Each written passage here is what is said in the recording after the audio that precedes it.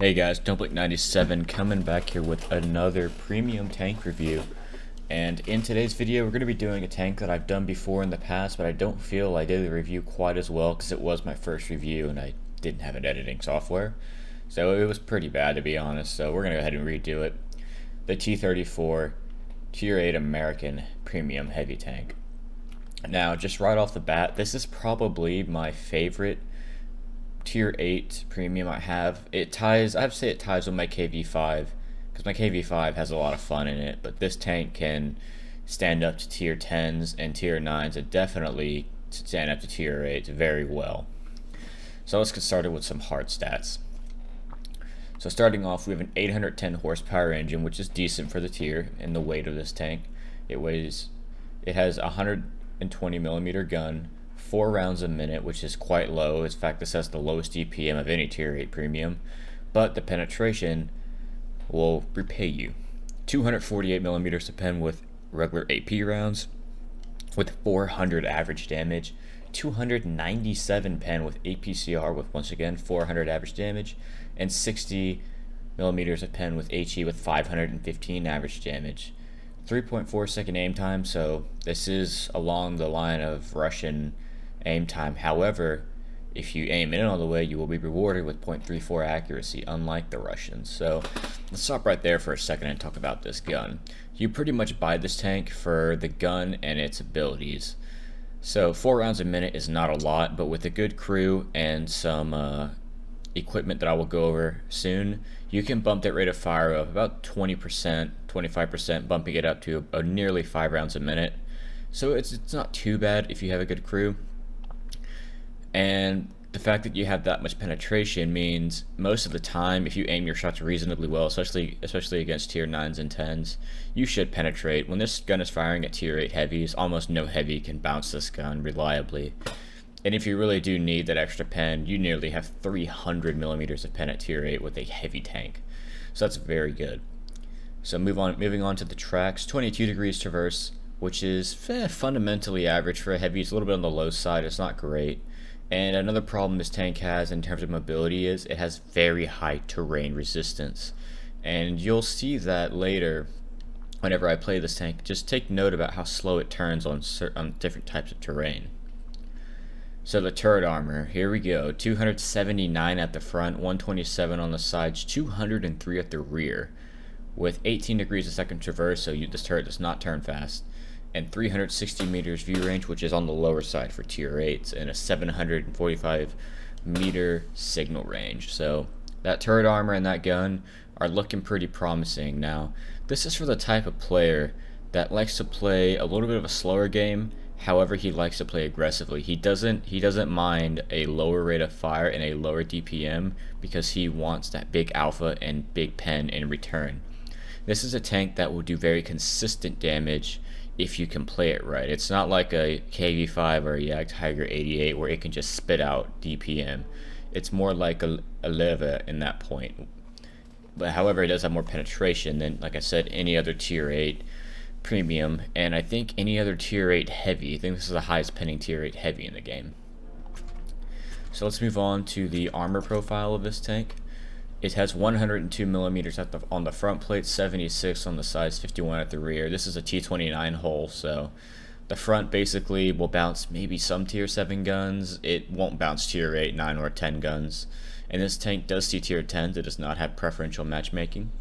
76 millimeters at the side seems pretty bad, but because the tracks are so thick on this tank, while I don't recommend side scraping, you can side scrape a little bit if you're top tier. Maybe at about an angle like this where you're just exposing your tracks because your tracks are quite big. Now, if we look at this armor profile again on the turret, we see 279 at the front, 127 on the sides, 203 at the rear. Now let's talk about this turret. So this gun mantlet is 279 millimeters thick, and that's what it's talking about. This gun mantlet is near impenetrable. There are some Tier 10 guns that can get through this with premium ammo. Mainly only APCR, no heat. Heat will just get absorbed. So this mantlet is pretty damn good. However, if you notice, it doesn't cover the whole of the front, so we have some issues here. This piece right here where the rivets are, right above the mantlet, if you're face hugging this thing, that's a weak spot. It's only about 203 millimeters thick, and you will be able to penetrate that. Next, the cheeks.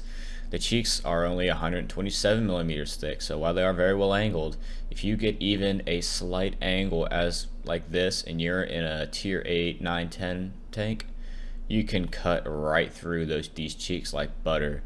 So whenever you're driving your T-34, guys, don't overestimate your turret armor because it will cost you. And at the rear, this is where we see something different. It's 203 millimeters, so believe it or not, if a tier 7 or even some tier 8 mediums get behind you and try to pop you in the back of the turret, you can bounce them with this. If somebody's behind you, you know, and you have to aim one way, try to angle your turret a little bit at them. This back is so thick that it will bounce a lot of tier 8 mediums that don't use APCR, don't use their premium ammo. So it is pretty unique. And the rear is 51 millimeters and it's flat, so some HE will get through that and you will get set on fire sometimes and your engine will be damaged. Also, the cupola on top is a very large target, very easy to hit, and it is a hitbox. And also, whenever you're aiming down on a T-34 at about like this, the spots on the top where the turrets sort of break right and left, like right here where these where that little hinges and the viewport is, those are weak spots. You can penetrate the top of this turret pretty easy compared to something like a T-29. So now let's go into what equipment I would recommend you carry in this tank. Vertical stabilizer, obviously, to make sure you don't have too much of a bloom in an aim time whenever you're moving your turret around. Improved vents, because vents help all crew skills and it helps reload, which is the main reason why I put it on this tank. And a large tank caliber gun rammer, because that decreases reload by 10%. So with those crew skills, hopefully it'll give you enhanced DPM, which is what I'm really going for here, because if you can make this gun sing, believe me, it will sing beautifully and you will finish very well. Now let's go into the supplies. So I carry 24 AP rounds, 8 APCR, and 2 HE. The HE are really only for very lightly armored targets and maybe some artillery. The APCR, I only carry 8 because rarely do I find myself in a situation where 248 pen is not enough to deal with the tank. A mouse or an E100 would be a good example. Maybe some tier 10 TDs are the only time I start slinging the APCR around. And the AP shells cost 1,060, which, while it is a little high for a premium tank, it does go right on par with the Löwe. In fact, the Löwe shells cost, I think, 1,100 and they do 80 less damage. So you're getting a little bit more for your dollar here. So don't worry about ammo too much. If you're just going to fire AP, this thing will just keep printing out money. And this thing is a very good money maker because it can see tier 10s and tier 9s and it can effectively penetrate all tier 10s and tier 9s. So you don't need to fling the APCR, and it's a very reliable gun in that respect, which means you will get money from it. And if you really want to, you can carry cola in your consumables. I've done it before. It does help to reload. I just don't feel 20 grand is worth it because you're in a premium tank and you're there to make some money. Alright guys, I think I've given you all the information I can find here. But now let's move on to the crew. So for crew, I would recommend pretty much what I have here. Repairs first, obviously it's a heavy tank. I would actually go with off-road driving next if I were to redo this, because this tank's terrain resistance is pretty bad, as I said. 6th Sense and then Brothers in Arms, and then continuing on after that, you're probably going to want to do some smooth ride, just to once again, because the ride in this tank is not that good. Maybe track mechanic, because if you side scrape because of the big tracks, you will get hit in the tracks a lot. Snapshot is not bad either, because the turret rotation is very slow, so if you can increase the accuracy during that, that'll be good. Armored is another one, because the gun, while it has good accuracy, it has very long aim time, so if your gun gets damaged, you're being in a lot of trouble. And after that, really, it's anything you guys want. Those are the perks I recommend. Jack of all trades is also a very good one. Alright guys, I've given you everything, you know, tank hardware wise and crew wise now that I believe I should give you. And now I'm just going to tell you quickly what I think about this tank and if it's worth the buy. I do think this tank is definitely worth the buy. It's about $50. It's one of the more expensive premium tanks. And I would buy this tank if you want a tank with a very high penetrating gun with a very high alpha for tier 8, excellent gun depression, and excellent turret armor. You don't mind slow mobility, and you don't mind a derpy gun.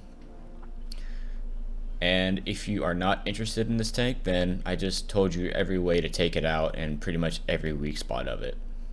So hopefully this garage review was good, and now let's move. Alright guys, jumping into game 1 here on Westfield in our T-34. So in this game, I'm hopefully going to highlight everything I went over with you in the garage. And as you can see, we are top tier. However, there are 2 artillery on the enemy team, including a Burt, which honestly scares me a little bit more than the GW Tiger P. Because the Burt is a tank that will lock bomb big heavies like this. So if you see a Burt on the enemy team and you're in your T-34, be very cautious. If he tracks you, you better prepare that track and get out of there. Your life is over. So because the T-34 has such good gun depression, we're going to go ahead and make our way up to the hill here. There's really no other spot you could poke around the hill. I wouldn't recommend going into town just because you'd have to possibly get shot in the hole there, and you do not want to be getting shot in the hole in this tank. The hole is really only effective against tier 6 tanks. Most tier 7s will pen it, tier 8s will definitely pen it.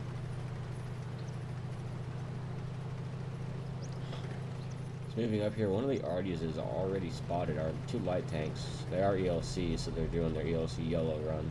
One's already bit in the dust, but maybe he could get the Artie killed, I don't know. Not too good of play with them. It looks like we managed to kill one of our Arties. Yep, ELC up falling. We put one right into the T-34's top. As I said, the hatch is massive, and you could see there how easy it was to hit it even when we were shooting down at him. There's an enemy last spotted over there that went to a blind shot. Boom. Out of this game. Don't be afraid to take blind shots in this tank. While you don't have a lot of ammo, the gun reloads so slow that really you rarely find yourself running out of ammo in this tank. T-34's hatch again, we go ahead and take that. So we've already hit that T-34 twice in the hatch, and this nice 400 alpha gun, putting some damage down. Really haven't gotten an average roll yet, but still, rolling for, 370, 360 on these tier 8s is very devastating for them, especially if they're mediums. And there's the Burt. The Burt cannot really pen me anywhere, but as you can see right here, I am very adamant at moving and trying to dodge it and wait until they get unspotted. Because I know if that Burt locks me down, look at that rate of fire. If he locks me down and I just try to ignore him, he will end up really hurting me.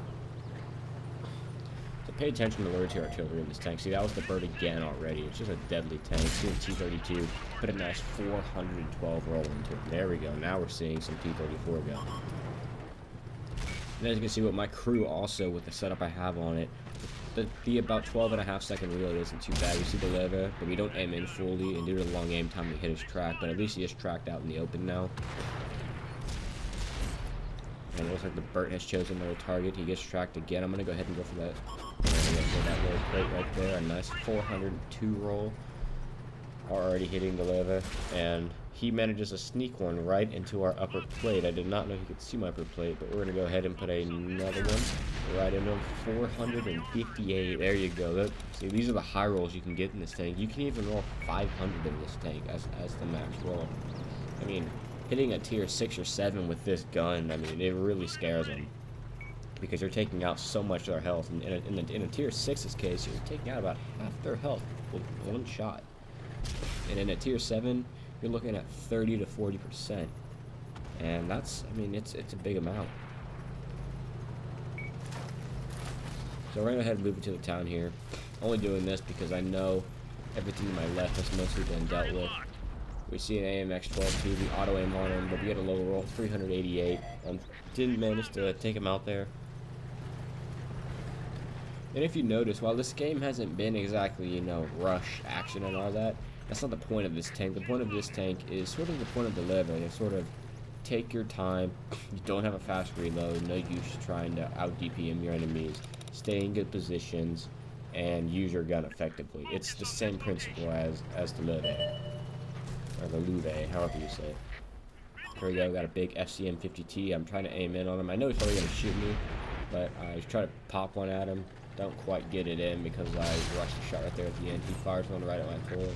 He's in some trouble now. He's not in a good position. I'm going to keep backing up, playing, get the shot, and I just miss it. So he managed to get out of my sight. So I'm going to go ahead and move forward. We're at the point in the game now where the whole team is fighting for damage. So that team did pretty well this game. Everybody's moving up, everybody's playing aggressively, and it has really paid off for our team. And the team played a little bit too passively here, and that's why they got wrecked on Westfield. They didn't take key positions. So we know the FCM is down here. Who we're gonna find? Ooh, it's the T-34 too. Looks like we have the side of Hampton on the right engines, a 392, finishing him off for all of his health. And that's the nice thing about the T-34. There's a, I mean, maybe you could have done that in IS-6, but the IS-6 has a average roll of 390. This is 400, so you might not have quite done it. A 422 roll into that light tank there, and these are the sort of damage rolls you can expect from a T-34. And it's really nice having these damage rolls. But however, as I discussed in the garage, you want to make sure your crew is set up to try to maximize your DPM just so you can use your gun more and more, because it is a very powerful gun. And if you can manage to make this gun sing, I mean, you can finish with some very high damage numbers. I think I actually had a game recently where I did 6,600 damage in this game. It was a loss, of course, because another team, but it was still a great game on the personal front. And you can see here the gun elevation's not it's not bad. It's not great either. I'd say it's good or average.